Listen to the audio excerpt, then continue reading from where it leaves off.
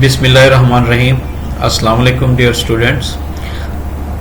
आज chapter number 8 का दूसरा लेक्चर है और आज का हमारा टॉपिक है न्यूट्रिशन इन फंजाई। न्यूट्रिशन की डेफिनेशन ये है कि वो मेथड जिसके ज़रिए से कोई ऑर्गेनिज्म अपनी फूड को टेकअप करता है। और वो क्यों करता है? वो इस वजह से करता है कि फूड उसके लिए ज़रूरी है एनर्जी के लिए और उसकी सर्वाइवल के लिए। तो जब हम फंगस की बात करते हैं तो ये कल आपने देखा था प्रीवियस लेक्चर के अंदर कि हमने कहा था कि एक क्लोरोफिलस है, यानी लैक ऑफ क्लोरोफिल। तो इट मीन्स कि ये फोटोसिंथेसिस नहीं कर सकता। और इसके लिए हमने एक टर्म यूज की थी कि ये ऑब्जॉर्प्टिव हेटेरोट्रॉफ्स होते हैं, ऑब्जॉर्व करते हैं फूड को, इंजेस्ट नहीं करते। अपनी फूड किस लिए हासिल करते हैं कि एनर्जी मिल सके, खासकर कार्बन, नाइट्रोजन।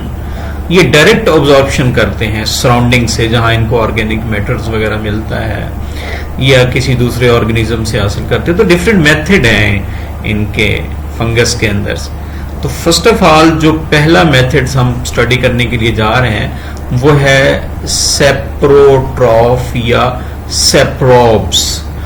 यानी ये ऐसे फंगस हैं जो फूड हासिल करेंगे डेड बॉडी से। तो इसमें मोस्ट फंजाई जो होती हैं वो सेप्रोट्रॉफ कैटेगरीज के अंदर आते हैं। बेसिकली हम इनको डिकम्पोजर्स भी कहते हैं। ये डायरेक्टली फूड हासिल करते हैं डेड ऑर्गेनिक मैटर से।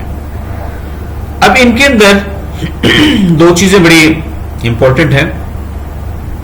इनके अंदर एक तो रेजाइड्स हो गए हैं और इंजाइम है, और ये इंजाइम भी outside the body he work करेंगे।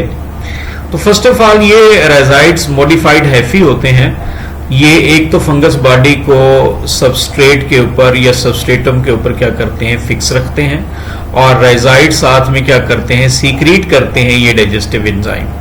तो ये डाइजेस्टिव एंजाइम क्या करते हैं, उस डेड ऑर्गेनिक मैटर को ब्रेक कर देते हैं इनटू सिंपल डाइजेस्टेबल पीसेस के अंदर, और सिंपल उसके अंदर कर देते हैं सॉल्युबल मॉलिक्यूल के अंदर, जहां से ये क्या कर सकते हैं, फूड की इनटेक कर सकते हैं। इनके अंदर एक्सटेंसिव जो है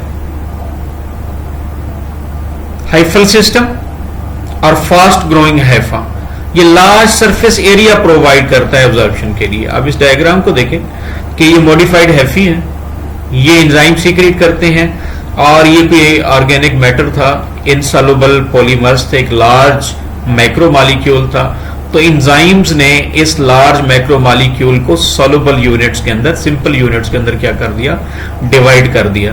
और फंगस क्या करता है, इसको फिर अपनी रेजाइड की मदद से क्या कर लेता है, ऑब्जॉर्ब कर लेता है।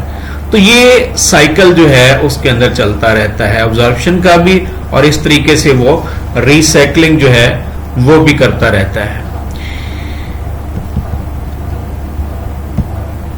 तो इसकी इंपॉर्टेंस क्या है? इसकी इंपॉर्टेंस में अगर देखें तो पहली ये बात है कि दीज आर डिकम्पोजर्स, और दूसरी बात ये है कि ये रिसाइकलिंग ऑफ मटेरियल्स भी करते हैं। डिकम्पोज खासकर किसको करते हैं, वुड में सेलुलोज को और लिग्नन को, और ये बड़े इंपॉर्टेंट कंपोनेंट्स हैं सेल वॉल ऑफ प्लांट्स के। इन कंपोनेंट्स को आमतौर पे बैक्टीरिया नहीं ब्रेक कर सकता, जिसको फंगस ब्रेक करता है। इस वजह से वेरी गुड डिकम्पोजर्स हैं सेप्रोट्रॉफ्स फंगस जो हैं। और दूसरा ये रिसाइकलिंग ऑफ एसेंशियल एलिमेंट्स करते हैं, खासकर कार्बन है, नाइट्रोजन है, फास्फोरस है, ऑक्सीजन है, हाइड्रोजन है। दूसरी टाइप फंगस की हमारे पास जो है उसका मेथड ऑफ न्यूट्रिशन ये है कि ये पैरासाइट्स हैं।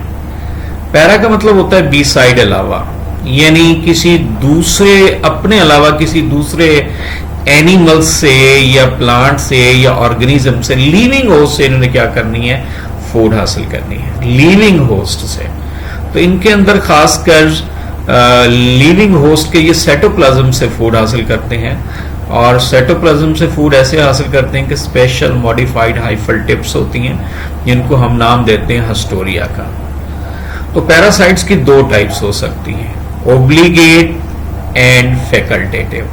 रेस्ट्रिक्टेड होते हैं लिविंग होस्ट के ऊपर, grow only one living host, can not grow on growth culture, artificial medium के अंदर ये ग्रोथ नहीं कर सकते। ये आजाद हैं, ये लिविंग के ऊपर भी ग्रो करते हैं, लिविंग होस्ट के ऊपर, एज वेल एज ये आर्टिफिशियल मीडियम के अंदर, कल्चर मीडियम के अंदर भी ग्रो करते हैं।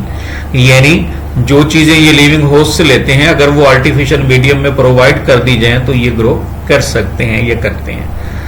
तो ओब्लिगेट जो पैरासाइट्स हैं उसमें वेरियस मिल्ड्यूज हैं। ये एक पर्टिकुलर फंगस है जो डिफरेंट टाइप के प्लांट्स के ऊपर, लीफ के ऊपर लगता है और पाउडर शेप इसकी अपीयरेंस होती है। और रस्ट फंगस जो है ये भी क्या है, ये ओब्लिगेट पैरासाइट्स में आते हैं। तो फैकल्टेटिव में आ जाता है न्यूरोस्पोरा, जिसको क्या कहते हैं हम लोग, पिंक मोल्ड कहते हैं। अब यहाँ पे एक प्लांट सेल की स्ट्रक्चर दिखाई गई है, ये प्लांट सेल्स हैं और ये सेल वॉल है, अंदर इसके जो है वो सेल मेम्ब्रेन्स है और ऊपर जो है वो फंगल हैफी दिखाया गया है। तो फंगल हैफी की जो स्पेशल ये टिप्स हैं ये इंसर्ट हो गई हैं किसके अंदर, होस्ट सेल के साइटोप्लाज्म के अंदर, जिसको हम क्या कह रहे हैं, हस्टोरिया कह रहे हैं। और यहाँ से क्या कर सकते हैं, ये फूड इनटेक करते हैं लिविंग होस्ट के साइटोप्लाज्म से। तो बड़ा इंपॉर्टेंट एक शॉर्ट क्वेश्चन बनता है कि हस्टोरिया में और राइजाइड्स के अंदर जो है आप डिफरेंस बताएं। हस्टोरिया जो होता है वो पाया जाता है सेप्रोट्रॉफ फंगस के अंदर, सॉरी राइजाइड जो होता है वो सेप्रोट्रॉफ फंगस के अंदर होता है, हस्टोरिया जो है वो पैरासाइटिक के अंदर है। अब हस्टोरिया जो होता है वो फूड की टेकअप कहां से करता है, साइटोप्लाज्म से करता है, जबकि राइजाइड्स कहां से करता है, वो सबस्ट्रेटम से करता है। अब तीसरा जो ग्रुप है फंगस का, ये प्रीडेटर्स कहलाते हैं, ये which feed on its prey. तो इस वजह से हमने इसको क्या कहा, प्रीडेटर कहा। सम फंजाई वेरी एक्टिव प्रीडेटर्स होते हैं, ये एनिमल को ट्रैप करते हैं। इसकी एग्जांपल है ऑयस्टर मशरूम्स की, पेलियोरोटस ओस्ट्रीरेटस। ये बड़ा इंपॉर्टेंट क्वेश्चन आ सकता है कि जी इनका बायोलॉजिकल नेम लिखें या इसका कॉमन नेम लिखें। ये एक प्रीडेटर्स है और इसका काम ये है कि ये कुछ केमिकल रिलीज करते हैं। वो केमिकल दो काम करते हैं, एक तो नीमाटोड्स को वो अपनी तरफ अट्रैक्ट करते हैं। नीमाटोड्स हम कहते हैं राउंड वॉर्म्स, ये ऐसे एनिमल्स हैं जिसको चैप्टर 10 में हम पढ़ेंगे जाके, कि जिनके दोनों सिरे जो होते हैं ना वो राउंड होते हैं। तो जब ये नीमाटोड्स राउंड वॉर्म्स वहां पे पहुंचते हैं तो उन केमिकल की वजह से ये पैरालाइज हो जाते हैं, मफलूज हो जाते हैं। जब मफलूज हो जाते हैं तो इनके ये जो स्पेशल हाइफा होते हैं ये उनकी बॉडी के अंदर पेनिट्रेट कर जाते हैं और वहां से ये जो उनकी रिक्वायरमेंट है नाइट्रोजन्स की, ये उसको हासिल करते हैं। और दूसरा तरीका ये है कि ये ग्लूकोज की रिक्वायरमेंट हासिल करते हैं वुड की ब्रेकडाउन करके, क्योंकि वुड किस चीज से बना हुआ है, सेलुलोज से है और सेलुलोज एक कॉम्प्लेक्स पॉलीसेक्राइड है जिसको ये तोड़ देते हैं किसके अंदर, ग्लूकोज के अंदर। तो इस वजह से हम इसको क्या नाम देते हैं, ओमनीवोरस का नाम देते हैं। अच्छा ये है कि आपकी बुक के अंदर दोनों वर्ड यूज हुए हैं, इसमें डायग्राम में ओमनीवोरस का वर्ड भी यूज हुआ है और बुक की लाइन के अंदर जो है वो कार्निवोरस की भी बात आई है। तो अगर ये सिर्फ प्रीडेटर की बात आए, नीमाटोड्स की बात आए, फिर तो आपने बता देना है कि जी ये कार्निवोरस है, ठीक है जी, जो सिर्फ एनिमल्स पे, ये एनिमल्स के लिए प्रीडेटर्स हैं, उनको खाते हैं, उनको मतलब उनका शिकार करते हैं या उनको ही ऑब्जर्व करते हैं उनकी बॉडी को। अगर ये बात आ जाए कि जी ग्लूकोज और वुड की बात आ जाए तो फिर ये ओमनीवोरस जो है। अगर ये जनरल स्टेटमेंट आ जाती है एमसीक्यूज के अंदर तो फिर आप इस चीज को प्रेफर करेंगे, ओमनीवोरस को जो है वो प्रेफर करेंगे। अच्छा, दूसरा एक मैकेनिज्म जो है प्रीडेटर फंगस के अंदर वो है कंस्ट्रक्टिंग रिंग। खासकर आर्थ्रोबोटायरस के अंदर एक ये जो है ट्रैप करता है सॉइल नीमाटोड्स को, कंस्ट्रक्ट कर देता है रिंग, या एक लूप सा बना लेता है फंगस अपनी सबस्ट्रेटम के ऊपर जहां वो ग्रो कर रहा है। ये देख रहे हैं आप लोग, ये एक लूप सा बनाया हुआ है। अब कोई भी नीमाटोड जब इस लूप में से गुजरने की कोशिश करता है तो एक थर्मल डिफरेंस की वजह से ये फौरन क्या करना शुरू कर देगा, ये जो लूप बना हुआ था, ये जो रिंग बना हुआ था, वो क्या करना शुरू कर देता है, कंस्ट्रक्ट करना शुरू कर देता है, और वो उसको क्या कर लेता है, यहाँ पे जकड़ लेता है, और वो यहाँ पे क्या हो जाता है, बिल्कुल ट्रैप हो जाता है, फंस जाता है। ठीक है जी, ये अनलकी विक्टिम्स जो है वो बिल्कुल ट्रैप हो जाता है। अब इसकी बॉडी से क्या होते हैं, एंजाइम रिलीज होते हैं, और ये सारी डिकम्पोजिशन तोड़ फोड़ जो है राउंड वॉर्म्स की ये यहीं पर हो जाएगी, और फंगस जो है इसको यहां से जो है वो क्या कर लेगा, एक स्पेशल हाइफी के जरिए से क्या कर लेगा, इसको वो यहां से ऑब्जॉर्व कर लेगा, क्योंकि हमने फंगस को कहा है कि ये ऑब्जॉर्प्टिव हेट्रोट्रॉफ्स होते हैं। और दूसरी साइड पे ऑयस्टर मशरूम जो है वो दिखाया गया है कि ट्री ट्रंक्स के ऊपर ये बड़े बड़े मशरूम्स होते हैं, लग जाते हैं, और वहां से वो क्या करते रहते हैं, अपनी फूड इनटेक करते हैं। इसको कंपोनेंट्स ऑफ वुड जो है इसको डिकम्पोज करने के बाद जो है। इसके बाद कुछ फंगस ऐसे भी हैं कि एक और मैकेनिज्म भी है कि फंगस जो है कुछ स्टिकी सीक्रेशन भी करता है। वो स्टिकी सीक्रेशन की वजह से कुछ नीमाटोड्स वहां पहुंच जाते हैं, उसकी वजह से जो है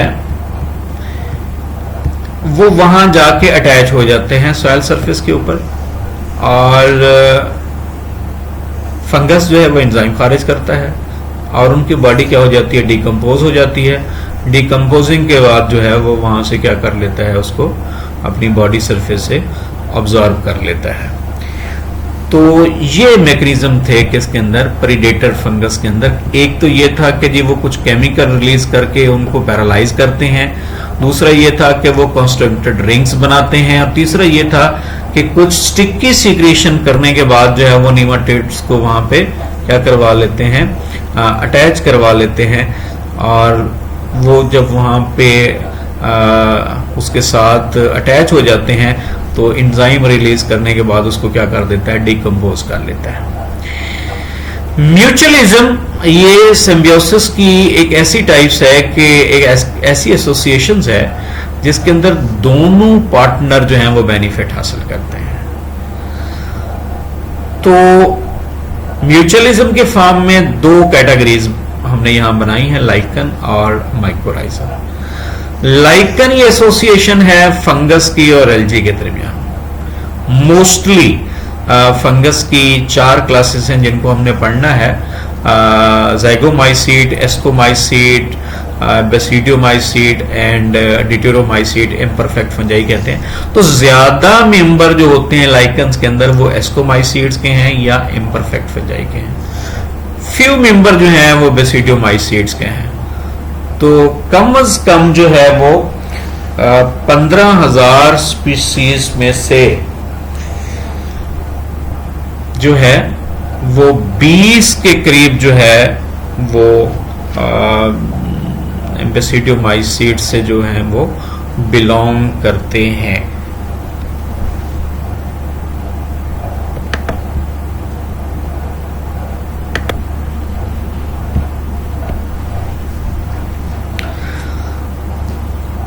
फ्यू बेसिडियोमाइसीट्स जो हैं, यानी 15,000 में से सिर्फ 20 के करीब बेसिडियोमाइसीट्स के मेंबर हैं जो लाइकन्स बनाने में यूज हो रहे हैं या उसकी फॉर्मेशन के अंदर।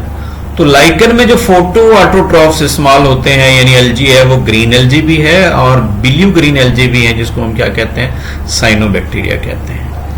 लाइकन कहाँ ग्रो करता है? लाइकन उस जगह पे ग्रो करता है जहां पे इन दोनों पार्टनर, अकेला इनमें से कोई भी ग्रो नहीं कर सकता। ना एलजी ग्रो कर सकती है, ना फंगस ग्रो कर सकता है। यानी बेयर रॉक्स के ऊपर है। वैसे तो ये रॉक्स के साथ साथ वाल पे भी ग्रो कर जाते हैं, ट्री पे भी ग्रो कर सकते हैं। तो इनकी बड़ी इंपॉर्टेंस है, खासकर इकोलॉजिकल सक्सेशंस के हवाले से। ये लाइन बहुत ही इंपॉर्टेंट है कि लाइकन ऐसी जगह ग्रो करते हैं जहां पे इनमें से कोई अलग पार्टनर अलोन ग्रो कर ही नहीं सकता, तो इनको इस वजह से इकट्ठे मिलके ग्रो करना पड़ता है। अब इसके स्ट्रक्चर्स को देखें कि ऊपर वाली स्ट्रक्चर ये जो आपको नजर आ रही है, ये फंगल हैफी है और उसके दरमियान में फंगल हैफी जो है एलजी के साथ ये इंटरमेंगल है या इंटरवोवन फॉर्म के अंदर है, और बेस जो होती है ये भी फंगल लेयर्स की होती है। एक्चुअली हो ये रहा होता है यहां पर कि फंगस डायरेक्ट सनलाइट से प्रोटेक्ट कर रहा होता है एलजी को, और एलजी यहाँ पे क्या कर रहा है, इसका ऑटोट्रॉफिक पार्टनर्स है, वो फूड बना रहा है और ऑक्सीजन भी, फंगस को ऑक्सीजन भी दे रहा है और फंगस से ये CO2 लेता है और फूड भी दे रहा है, और बेस पे जो है वो फंगस की लेयर्स है ताकि इसमें जो है वो नमी जो है वो बरकरार रख सकें। तो ये दोनों बड़े अपने इश्तराकी लाइफ गुजार रहे हैं इकट्ठे मिलके, और इनकी जो एक एसेक्सुअल रिप्रोडक्टिव स्ट्रक्चर्स है उसे हम क्या नाम दे रहे हैं, सोरिडिया का नाम देते हैं। ये उनके अंदर एसेक्सुअल रिप्रोडक्टिव स्ट्रक्चर्स है।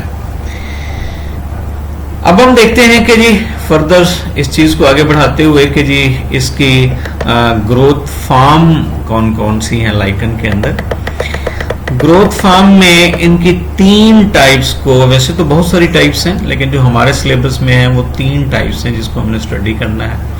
इसमें एक है क्रस्टोस, टाइटली अटैच होते हैं रॉक्स के साथ, ट्री ट्रंक्स के साथ। बेसिडिया है और लैक्नोर्स हैं, ठीक है जी। फोलियोज, फोलियोज का लफ्जी मतलब होता है लीफ लाइक, और क्रस्टोस, क्रस्ट का मतलब होता है अपर लेयर्स, या इसको कह सकते हैं कि जी सख्त हिस्सा या अटैचमेंट या ऊपर वाली सरफेस को कहते हैं। और फोलियोज का मतलब क्या होता है, leaf like, leaf like appearance है। परमिलिया इसके एग्जांपल है, और उसके बाद फ्रूटिकोज है, ब्रांचिंग में है, और रेमलिना इसकी एग्जांपल है, ब्रांचिंग में है। ये सारे के सारे जो है ना 3 टाइप्स हमने पढ़ी है, क्रस्टोस, फोलियोज एंड फ्रूटिकोस। अब हम इंपॉर्टेंस पे आते हैं कि जी लाइकन्स की इंपॉर्टेंस क्या है। एक तो बायो इंडिकेटर है पोल्यूशन के लिहाज से, वो इस वजह से कि जहाँ पे पोल्यूशन या CO2 का लेवल ज्यादा होता है वहाँ फंगस नहीं ग्रो करता। डेफिनेट बात है कि जहाँ आपको लाइकन्स नहीं मिलेंगे तो यूं समझ लें कि वहाँ पोल्यूशन बहुत ज्यादा है, CO2 का लेवल बहुत ज्यादा है। उसके बाद इकोलॉजिकल सक्सेशन, थोड़ी देर पहले मैंने बताया था कि जी ये उस जगह पे ग्रो करते हैं जहां पे ना फंगस अलग ग्रो कर सकता है ना एलजी करते हैं। तो इकोलॉजिकल सक्सेशंस में ये कम्युनिटी की जो इब्तिदा होती है वो बियर रॉक्स के ऊपर हमेशा किससे होती है, लाइकन से होती है। क्रस्टोज लाइकन से, फिर फ्रूटिकोज या फोलियोज लाइकन से। उसके बाद ये वेरियस कलर्स के होते हैं, डिफरेंट कलर। इनके कलर जो होते हैं वो टेक्सटाइल इंडस्ट्रीज के अंदर भी यूज किए जाते हैं, और फिल्टर पेपर वगैरह बनाने के अंदर भी जो है वो ये यूज होते हैं इंपॉर्टेंस के अंदर। तो ये शॉर्ट क्वेश्चंस में भी आ सकता है। इसका रूल हमने थोड़ा सा आगे भी जाके पढ़ना है, और नोट आ सकता है कि right a note on lichens.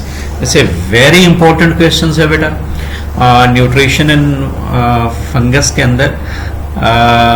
ये अभी कंप्लीट नहीं हुआ। म्यूचुअलिज्म में कल हमने एक और चीज भी पढ़नी है। आज हमने एक चीज डिस्कस की है लाइकन, कल हमने क्या पढ़ना है, माइकोराइजा भी पढ़ना है और आगे इसको कंटिन्यू करना है। तो बेसिकली इसमें से कोई से 2 पॉइंट जो हैं वो आपको बोर्ड एग्जाम में दिए जा सकते हैं। वैसे शॉर्ट क्वेश्चंस तो बहुत सारे बनते हैं इसके अंदर, मैंने बताए भी हैं, और ये एज अ लॉन्ग क्वेश्चंस के लिए भी बहुत ज्यादा अहमियत का हामिल है ये क्वेश्चन, और कई बार ये बोर्ड के एग्जाम में आ चुका है। तो आज के लिए इतना काफी है बेटा। तो कल हम नेक्स्ट लेक्चर के साथ फिर हाजिर होंगे, तब तक इजाजत दीजिए। खुदा हाफिज।